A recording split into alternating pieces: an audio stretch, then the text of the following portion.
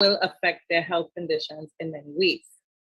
That is why we want to create an open space and allow an individual to share their life journey through our platform. We aim to create awareness about the life challenges, struggles, overcome, ups and downs that our boys and men go through in their lives.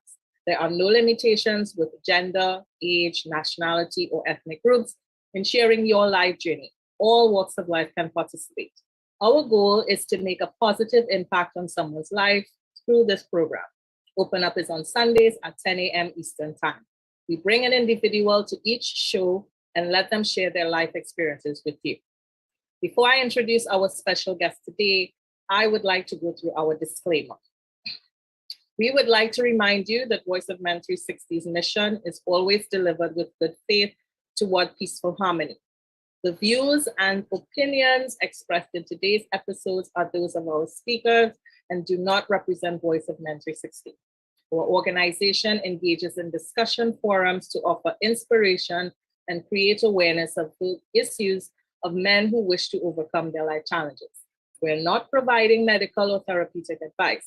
Should you require that type of assistance, we recommend you contact a medical professional immediately. If you have questions or concerns about today's episode or any Voice of Men 360 content, please email us at info@voiceofmen360.org. So today's speaker is Irina Crigan, and Irina is an experienced advisor and finance professional with a demonstrated history of working in the banking industry. She's skilled in analytic skills, coaching, mutual funds, risk management, and derivatives. And she currently holds the title of Regulatory Compliance Specialist. 3 years ago, she realized that her life was on autopilot and that she needed change. So she went through a personal and professional transformation, as well as a self-discovery journey that led her to explore transformational leadership. Irina believes in building work cultures where everybody matters, as well as helping individuals achieve their highest potential. So welcome, Irina Crigan, to Open Up, and thank you for joining us and be willing to share your life journey with us. Thank you so much, Dr. Cummings. Thank you for having me. I'm excited to be here. Thank you too for being here. So I want to begin by asking you about your childhood. Tell us a little bit about that, when you were like 5, 10, or 15 years old. What were some of the incidents that happened, and what influenced or inspired you in what you're doing now, professionally, your position, education, etc.? Yeah, sure. So I was born and raised in Moldova, which is a fairly small country, approximately the size of Switzerland, between Ukraine and Romania. And my parents, I was born in a family of loving parents. They gave me their values and beliefs. I believe that they passed on from generations and generations. So they gave from the space they knew. They didn't know what they didn't know. However, much later in life, when I moved to Canada, which is at the age of 25, I then realized how we navigated the life all together as a family. So that being said, I grew up in a family with an authoritative dad, that both with my mom, and it's not a critique at all. I love my parents. They've given me the best. However, they've navigated life as maladaptive perfectionists. And, it's just one way that is possible. There's only one perspective that exists. There's only one way we human beings should exist on earth. We go to school, we go to university, we get married, we have kids, and then we die. So that's basically it. And I believe they were a lot influenced and conditioned in the way that, what do people say? Like, I remember growing up with my dad saying, oh, you need to get on the street. When you get on the street, you need to have your clothes properly ironed. You need to be perfect. You need to do this, that, as if they were passing on, as I said, beliefs and values that didn't necessarily were theirs. And it all matters, what would people say? I didn't have an opinion growing up. It was disrespectful to disagree with people and share with them your own opinion. I think I did not realize some of the conditions or the set of beliefs that were actually building off until I came to Canada, actually, and I've discovered a new environment that I was thrown into. So that's a little bit, the story behind my childhood, I can say so. Okay, and I must agree with you with regards to the socialization part, because it's not just in your culture, in our culture as well, we are taught to, present a particular face, a public face, because there's that public sphere and private sphere, and that there's that, dramaturgy that Irving Goffman talked about, front stage and backstage acting, and parents definitely instill from young values that when you're on the front stage, you have to have a particular appearance and presentation. So thank you for answering that question, Irina. And I want to also, build on what you just said. And if it is okay with you, can you share some memories of your relationship with your father, but also if you have brothers or cousins, male cousins or male friends, did you observe any father-son relationships? And what did you learn from your father? Or what did you learn from how your brothers or cousins or friends interacted with their father, and how this impacted on your life? Yeah, well, I have a brother. I do have a brother, actually. And I believe we all took this maladaptive perfectionist from my dad. He was very strict with us. The way, basically, as you said, I'm going to a little bit build off as well what you said, Dr. Cummings, is, how my thought went away from me. So basically, it's just one way that is possible. You have to be entire package. It was very kind of based on surface. We never go in depth. We never discuss emotions or how we felt about a certain thing. We could never actually display our weaknesses in public, nor have we discussed them as a family. So it was basically a type of environment where you would swallow your emotions without given the chance to maybe understand them and process them as a child, if that makes sense. Right. And so in continuing with the course of that whole father, and the reason why, because one, we're Voice of Men 360, and I know children have different relationships with their fathers, as well as the relationship with their mother can also be quite different. So who was the significant or influential father figure or male figure in your life, whether it's your dad or an uncle or someone else, given what you just said in terms of your own socialization? I haven't experienced any other male figure other than my dad, actually. He was the most impactful, I guess. Okay, and could you tell us a little bit more in terms of how he impacted your life, and what were some of your experiences? Of course, you're not expected to share personal or traumatic experiences, but if you can give a generalized description of that.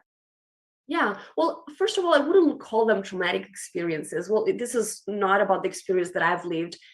It's just a way I was brought up, a way I was conditioned. As I said, it was passed through generations and generations and generations, and they really didn't know how to unpack those. They didn't know what self-awareness is. They didn't know what is to break the cycle and do it in a different manner. They didn't really know if they could question themselves if this is right or wrong. Whose beliefs are this? Whose values are this? Is this my mom's, my dad's, my grandparents' beliefs? So we lived in a loving family. Like, my parents thought this is the best they can offer us, right? We had our parents alongside with us when we've experienced war in our territory, because we lived in the Transnistria territory, which in 1992, we were as well invaded by Russians, and there was a short war in our region. We split as a family, but after the war, we came together. So we're fortunate enough to actually reunite post-war. So I've always had my mom and dad beside, and I think that's been formative. But at the same time, it didn't, like, when I moved to Canada and I started finally unpacking who I am, and I had to retweak a lot of the values and a lot of beliefs and understand, these are not mine. This is actually what it is mine. When I started asking myself, who are you? Who am I? So other than, I think maladaptive perfectionists have such a sad life, and such a limited life. I think that was very, very limited. If we do believe that there's only one perspective and one way of doing, and we don't respect other people's opinion, look how through challenging somebody's opinions, we've discovered that the world is not, the earth is not flat, but the earth is round. I haven't been raised in this healthy type of challenging behavior in which you could improve your lives, your own life and the lives of others, like in an amazing way. So I'd say I lived a very limited perspective in a very limited type of cage. I don't know. Okay, and thanks for sharing that, Irina. And one of the things that piqued my interest was the war, and you mentioned your family was separated temporarily.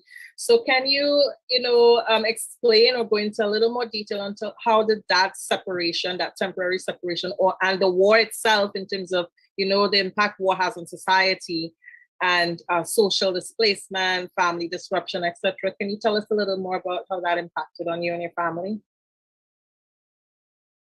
Absolutely. So you see, once again, I think my dad was very stressed when the war has started. He was the one to take us out of the city, my mom and us, so he can actually remain there. But I think the amount of stress and anxiety and panic that he had, I think he internalized it. He never actually shared it with anyone. Now, when we think about it at this age, and we go back to what we've lived, my dad was telling us, I was driving you through the tanks and, through the whole military display, whatever there were on the fields. And I was just hoping that nobody shoots at us. So you see, us as kids, we didn't know that was happening. We never discussed about it. We were young. I was 6 and my brother was 7 actually at the time. And again, it's for a short period of time that we lived in an orphanage in the same city where my mom used to work, which is a different city where my dad remained. My dad was all the time in the work kind of zone because he used to work there. Now that I'm looking back at it, I remember my brother and I would fight over my mom's robe, who would sleep with it this night. And we were taking turns and sleeping and smelling our mom's robe. This is what I remember from this experience.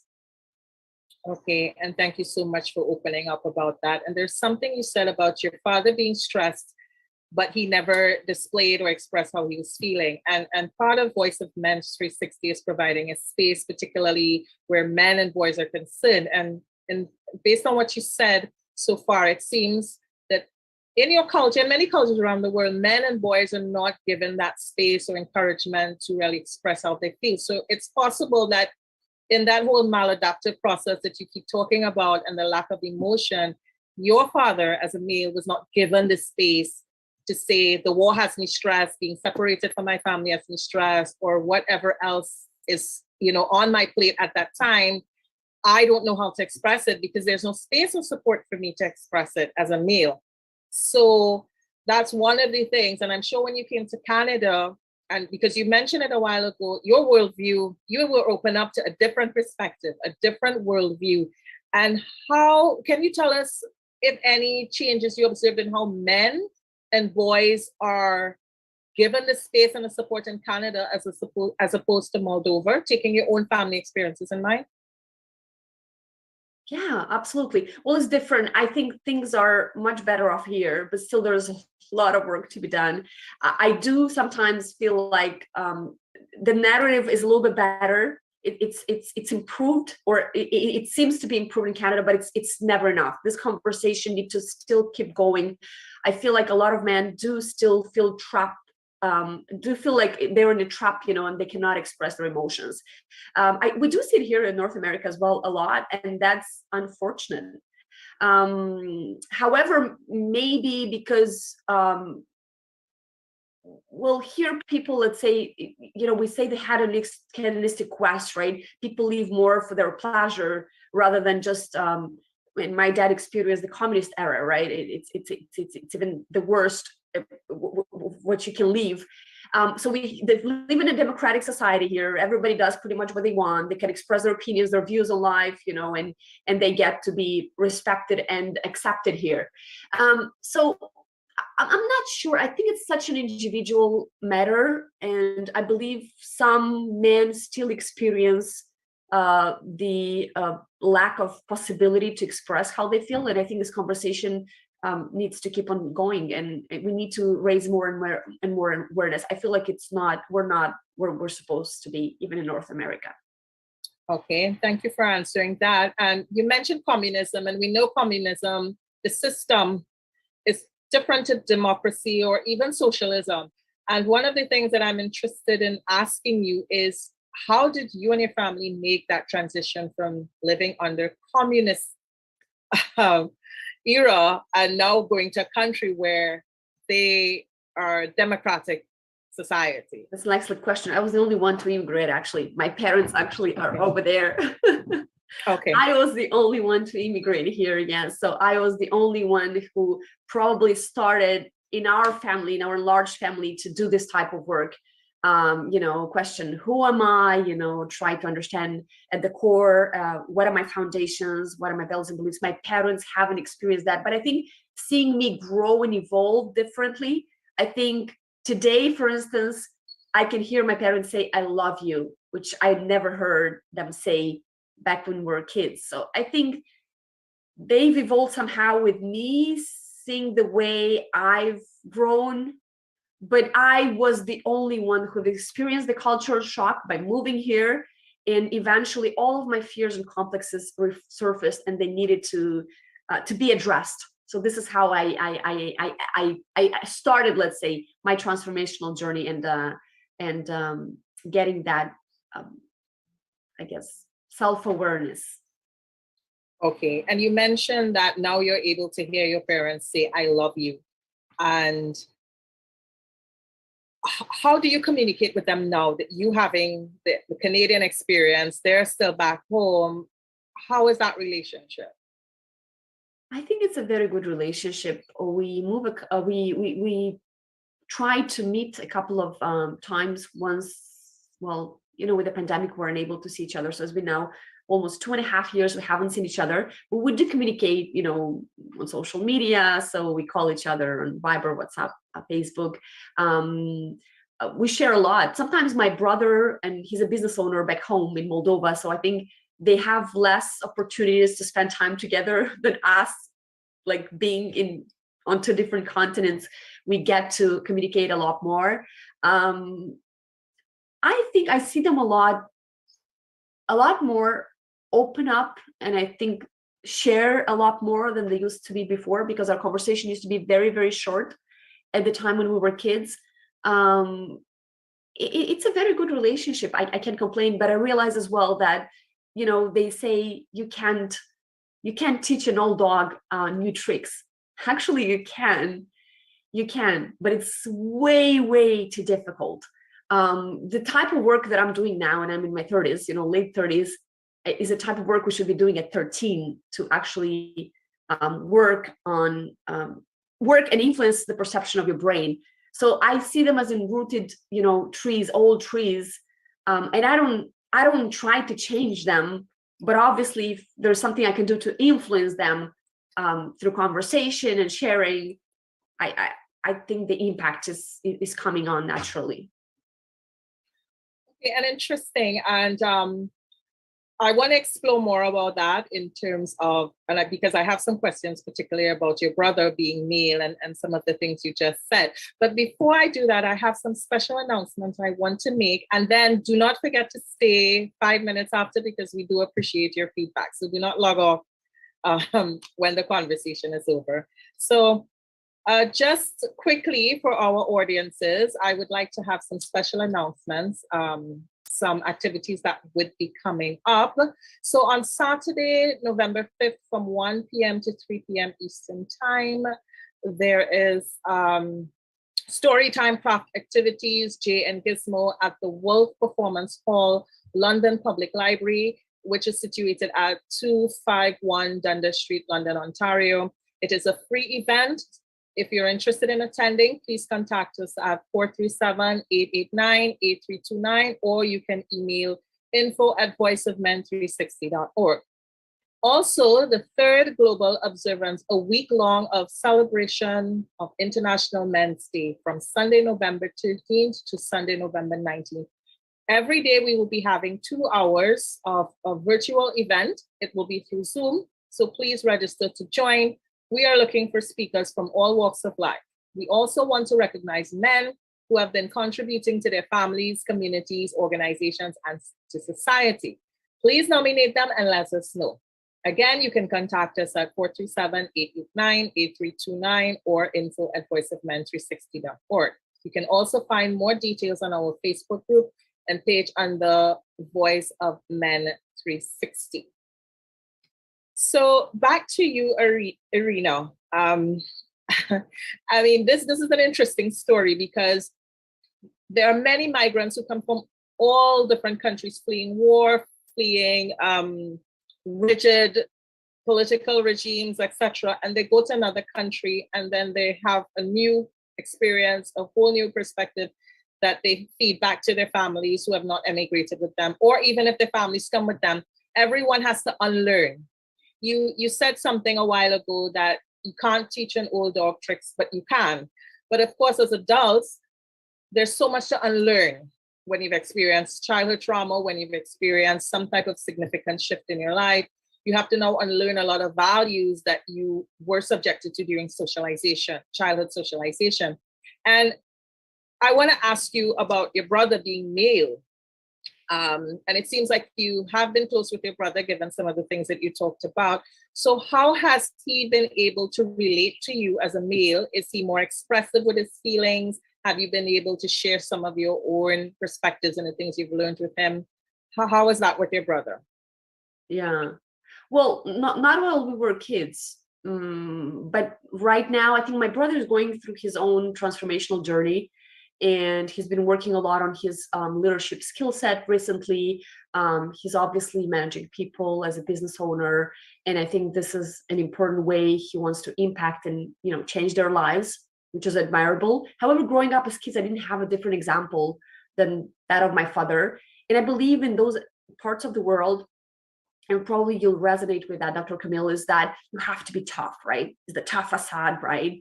And the funny thing about it is that I was reading somewhere, and I think I posted a post on LinkedIn a couple of years ago, is that about the tough facades, and it said, don't forget that the hard things break into million pieces.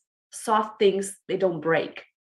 So I think it takes that kind of skill set, which is like based on old authoritarian leadership, based on fear, and you've got to be tough and mail up, and I think maybe he's still experiencing this being there. I'm not sure. I don't know how his daily necessarily unfolds on a daily basis, but I believe in those areas of the world, and this is something that I'd like to work, especially with teens in those parts of the world, is trying to help them, to get to know who they are at the core and start to develop those leadership skills. It's all about authenticity, vulnerability, and leading people, because eventually you are impacting their lives and you are responsible for their lives. But I think it only kind of started, this narrative there only started now. I'm not sure if that makes sense. So yes, it does. And again, we're talking about different cultures and different societies. So we do expect transition to always be on a continuum, because nothing can be standard or universal where transition, growth, change, development are concerned. And this leads me to a question I want to ask you. From your perspective as a female, why do you think open up is important for men and boys? And in the case of your brother that you just mentioned, why is open up important for men? Yeah, well, I think first of all is helping themselves, right? And probably by sharing their own stories and their own struggles is help others. Like I want to lead an authentic life that allows me to come as my best self, or as my authentic, vulnerable self, which I've seen the differences as a maladaptive perfectionist navigating life was so stressful. So I call it like before, during, and after.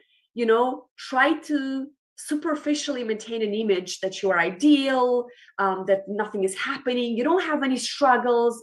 Perfectionists are like this, they navigate life in black or white, nothing like more like adaptive in the middle, or neutral. So same thing goes for men. Like, I feel it's so sad because of the narrative that they get since they were kids, don't cry, men don't cry, boys don't cry, and you gotta hold it all together. And sometimes, again, if we speak about those parts of the world, men are the breadwinners, right? A lot of responsibilities on their shoulders, to support their families, to help their families, to support kids' education, and so on. So I think that's a lot to carry on. So if they shared and they realized that they're all together in this, that could probably eventually save us well lives, because we know a lot of men go into silent mode and then maybe they give up as well on their lives. So I think it's helping yourself discover how to better your life and that of others. Yes, I could not agree anymore with you, Irina. This is fantastic. And while you were talking, what came to mind is this whole gender role ideology that has not just been toxic for women, but have been toxic for men as well. Because Absolutely. men too have, and you mentioned it and you really iterated it, men have all these role expectations of being breadwinner, provider, protector, etc. And yet they're so burdened, just like how, initially when we were looking at gender role ideologies for women, men too are burdened having to fulfill all these role expectations, and they do experience burnout, they do experience stress.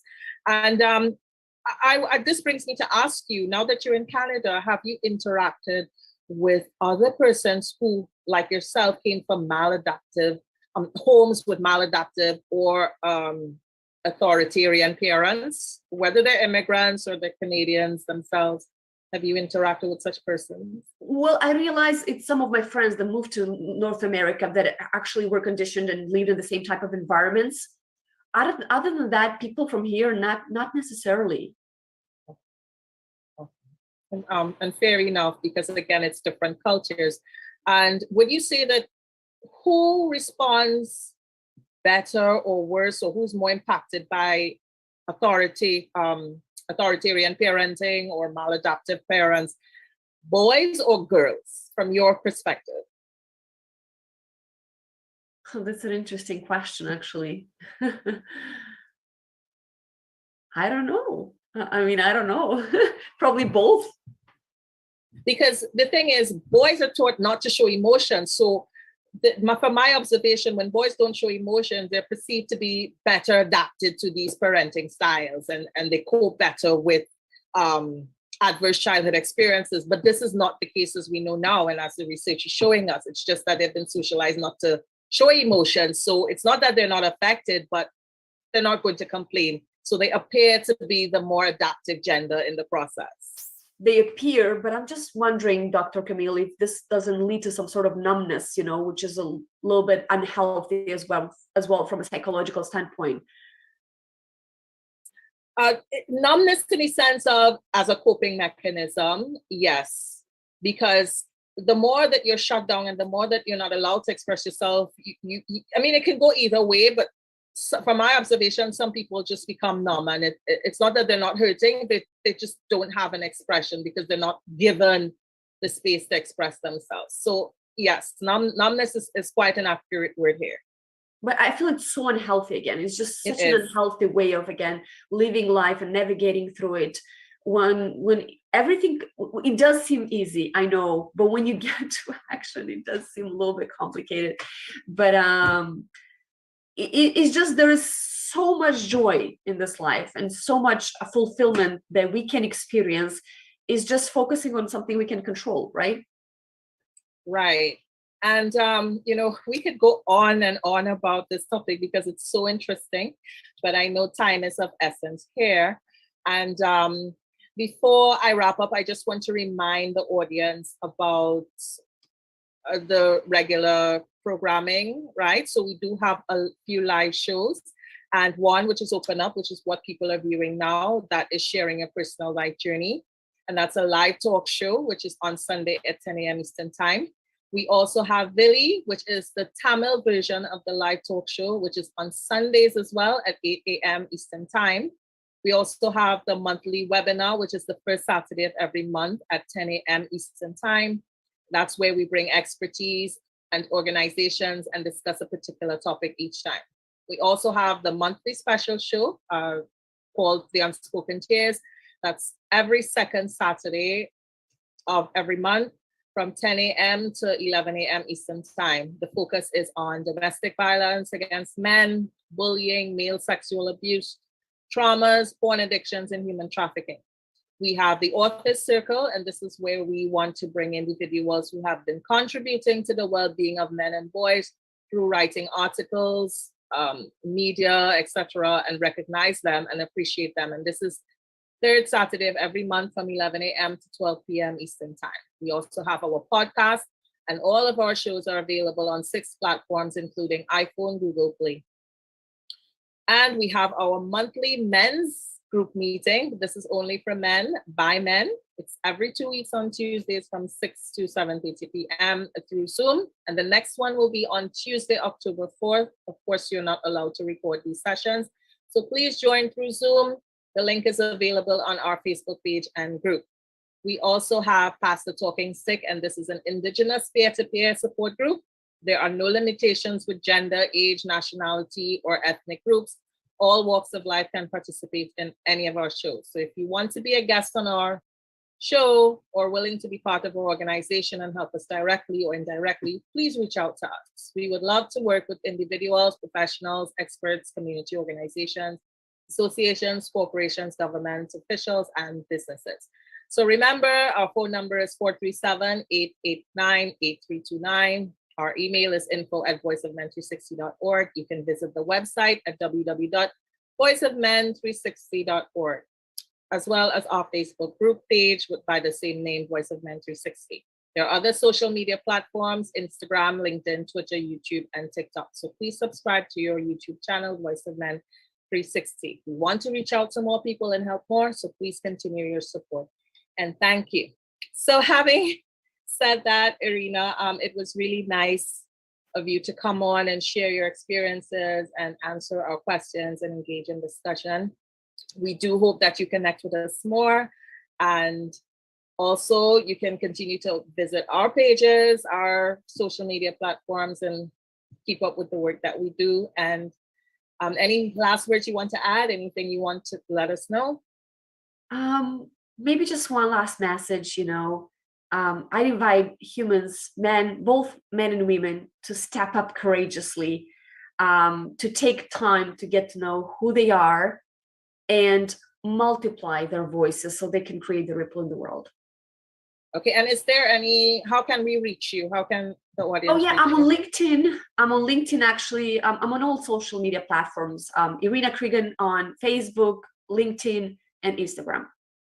Okay, great. And thank you for sharing with us. It has been a pleasure having the discussion. Keep up the good work, and it was a pleasure. And for all our viewing audience, thank you for joining in. Keep supporting us, and do have a wonderful day. Recording stopped. Okay, so Irina, thanks for staying on. We normally